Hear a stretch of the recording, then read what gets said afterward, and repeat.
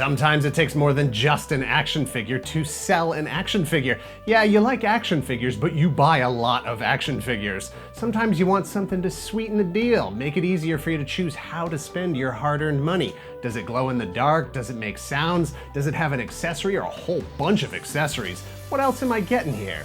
There have been many different approaches to convincing collectors to purchase an entire line of action figures over the years. One of the most effective has been to not only give them something for free, but to appeal to a collector's primal need for completion by rewarding them with a bonus action figure, one piece at a time, included with figures that they were already going to buy. Hi, I'm Dan Larson, and this is the history of Build-A-Figures.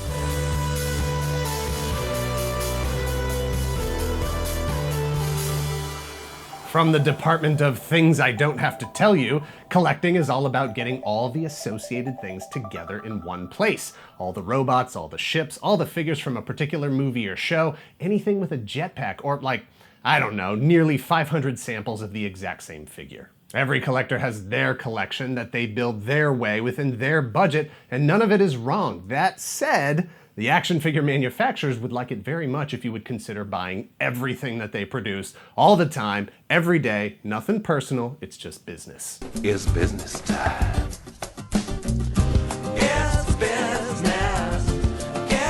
There are several methods to accomplish this. The most basic is putting together a line of figures around a particular theme, either a licensed brand or an original creation, knowing that the collection of that line is better as a whole than any individual figure by itself. What good is Boba Fett if you don't have someone for him to fight against, to fight alongside, to rescue, to capture, or perhaps to fall in love with? It's business.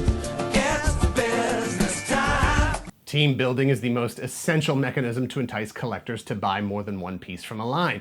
Accessories are the second. It's nice to get the figure. It's even better if they come with a bunch of cool stuff, relevant stuff that helps you tell the stories, interchange with other figures. It keeps you buying, building out the world of the line. Other common pack-in incentives include things like decorative pins, minifigures, comic books, things that are related to the branding of the line, if not directly interactive with the figures themselves. It's all stuff that helps with expanding the presence of the brand within the collector's life, or if nothing else, just giving you a temporary tattoo for the sake of a temporary tattoo. Obviously, entire lines are built around sellable gimmicks, lights and electronic sounds, lasers, spring-loaded ninja kicking, button-activated karate chopping, color changes, battle damage, or the ability to explode, tear apart, or otherwise simulate the destruction of the thing you just bought.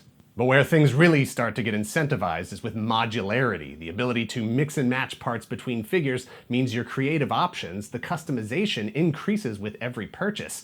In 1986, Kenner's Centurions allowed for parts swapping with all the figures in the line, and a few of the characters could even swap body parts. Similarly, combinability, that is, creating a new character or thing from the one you already own, teams up with modularity to power robot-themed lines in the past and for generations to come. This approach goes back to the 70s and is still going strong today. Things like Hasbro's Transformers, including the Constructicons and Aerial Bots back in 1985 and 86, Tonka's GoBots Power Suits, Puzzler, and Monstrous combiners in 1985, Matchbox's Voltron in 1981, and Matchbox's other Voltron in 1985. The reward is the combined form after having made the individual purchases, and in the examples I just mentioned, all the stuff that was originally from Japan, where all the cool ideas come from in the first place. All of these approaches to selling an action figure line as a whole flirt with, but never fully embrace, the real potential of the Build-A-Figure. The Build-A-Figure has its roots in combinability, but is still a uniquely different thing. Constructicons do give you something additional when you've collected all 6, but you can't use Devastator while using the individual figures at the same time. 1, 2, 3, 4, 5, 6. 6. I started to question how many Constructicons there were. Some examples that illustrate the evolution toward Build-A-Figures as we know them today are, in 1994, Bandai, also from Japan, released a series of Mighty Morphin Power Rangers Automorphin figures that featured individual weapons for each character that could be combined into one super weapon consistent with the way the weapons were combined on the actual show. The only way to get the combined super weapon was to collect the individual team members. In 1999, Disney partnered with McDonald's to release an exclusive Inspector Gadget Build-A-Figure split into 8 different toys in their Happy Meals. Each limb, each part of Gadget was, in and of itself, a fully functional toy. A flashlight, a pair of pliers, a sparking thing, a noisemaker. But you could assemble them all to make an Inspector Gadget figure that stood nearly 13 inches tall at his full Go-Go Gadget legs height. In 2000, a company called Future released a line of Devilman action figures based on the acclaimed comic book and animation series created by Go Nagai. The line featured multiple color versions of a Dante Build-A-Figure. It's an import line, it's rare, and there are at least 3 different color variations, so good luck tracking down a complete figure of any of them at a reasonable price. And in 2001, Moby Dick Toys, another import brand, released a series of Resident Evil figures that featured a Build-A-Nemesis.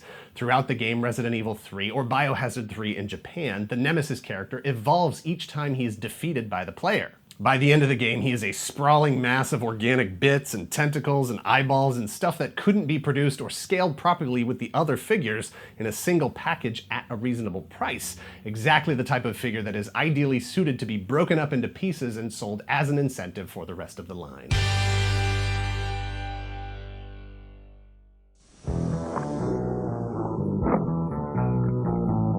Gadgets are turning up everywhere, even at McDonald's. A leg that's really a flashlight, an arm that's really an extendable grabber. Inside every $2.99 hamburger Happy Meal you buy, your kids get their own gadget based on the real Inspector Gadget from Disney's new movie. Each gadget is its own gizmo. Put them all together and they create one colossal crime fighter. Excuse me, sir. You have the correct time. Why, yes, then I do. Did somebody say McDonald's? Things really took off in May of 2002 when Toybiz's Marvel Legends line premiered as a partner line to the already successful Spider-Man classics. Initial waves included a pack-in comic book and a character-themed diorama stand. Through 2004, the X-Men figures in particular had somewhat combinable stands that, when placed near each other, looked like the body of a defeated Sentinel. The designers at Toybiz made the connection that it was probably about the same amount of plastic to just include the actual Sentinel parts as it was to put the diorama stands in, so why not give that a try? A year later, in 2005, Galactus Build-A-Figure pieces were included as part of the 9th series of Marvel Legends. That larger-scale figure, built from pieces included as an accessory to the individual figures in the line, changed the economics of not only Marvel Legends, but the entire action figure industry. Marvel Legends were selling well before the Build-A-Figure pieces were included. Now they were selling very well. Toybiz knew they had a great idea from a business standpoint, but also a way to deliver characters that had never been produced at that scale that Build-A-Figures would now allow for. Larger characters like Mojo, Apocalypse, Giant Man, MODOK, characters that could have been sold individually at a premium price point, but made more business sense as a way to entice collectors to buy the entire line instead of just their favorite characters, especially if the Build-A-Figure was the character they wanted in the first place. In 2007, Hasbro took over the Marvel Legends line and, other than a very few off waves, have been producing Build-A-Figure themed waves since. It was a working, winning formula that moved a lot of action figures. It allowed for the production of obscure characters that core fans wanted to be absorbed into the overall cost of the wave, so every wave didn't have to be made up of Captain America, Spider-Man, and Wolverine, even though many of them kind of were. The rest of the toy industry wasn't blind or stupid. They saw the success that Toybiz and then Hasbro had, and they followed their lead.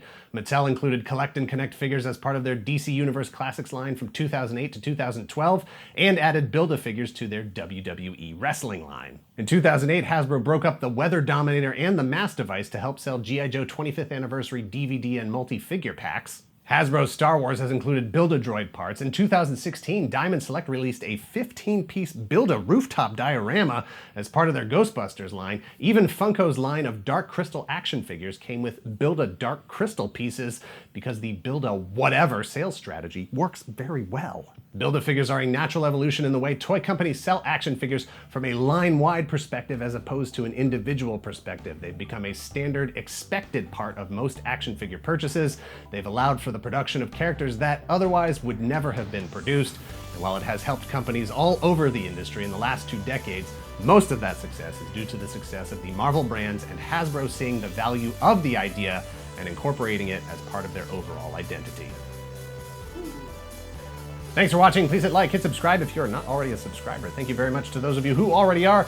If you're in the position to help the channel grow, please visit our Patreon at patreon.com/toygalaxy. Share this video and let us know in the comments down below how many pieces it would take to complete a Build-A-You. I'm thinking 2 pieces, one for the inside parts, one for the outside parts. Has anyone ever done that? Just that weird Mystique figure with the Wolverine body sleeve.